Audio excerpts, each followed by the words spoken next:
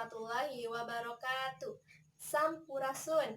Wilujeng patepang sareng Ibu Nova dina pangajaran basa Sunda kelas 4. Dina dinten ayeuna urang bakal diajar ngeunaan materi paguneman. Naon ari paguneman teh? Nah, hideuk tiasa ditingali contoh paguneman dina halaman 18 pangajaran 3. Nah, paguneman nyaeta kagiatan ngobrol antara dua urang atawa leuwih, silih tanya jawab jeung kalimahna langsung. Paguneman oge bisa disebut dialog atawa percakapan.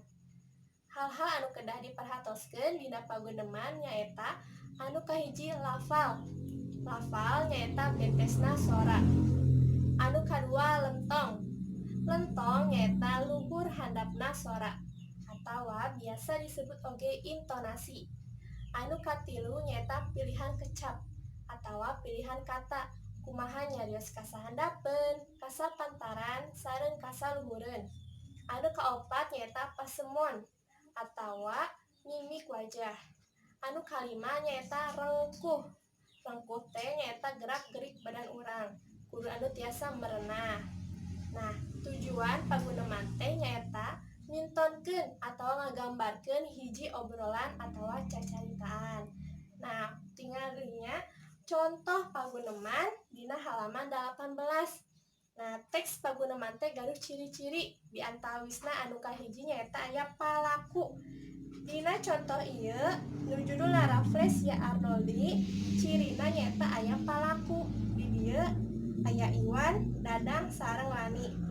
Ciri nu sanesna nyaeta kalimahna langsung. Nu kumaha kalimah langsung teh? Kalimah langsung cirina aya tanda petik atawa kekenteng anu maksudna yen Iwan teh nyarios langsung. Salajengna pancen hidep di bumi nyaeta anu kahiji. Maca teks paguneman anu judulna Rafflesia Arnoldi ti halaman 18 dugi ka halaman 20. Anu kadua nyaeta maca kamus alit. Anu katilu ngeusian atawa ngajawab pananya diserat dina buku tulis engke dikintunkeun langsung ka Ibu Nova. Mung sakitu anu tiasa dinugikeun ku Ibu, mudah-mudahan aya manfaatna. Mudah-mudahan urang ge tiasa patepang deui biminggon payun.